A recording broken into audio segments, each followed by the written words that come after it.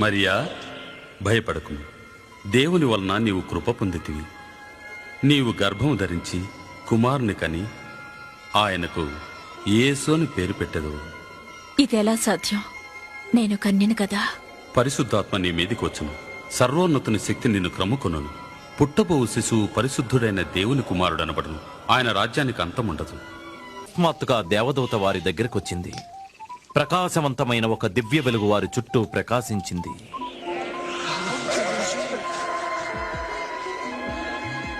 దావీదు పట్టణమందు నేడు రక్షకుడు మీ కొరకు పుట్టి ఉన్నాడు.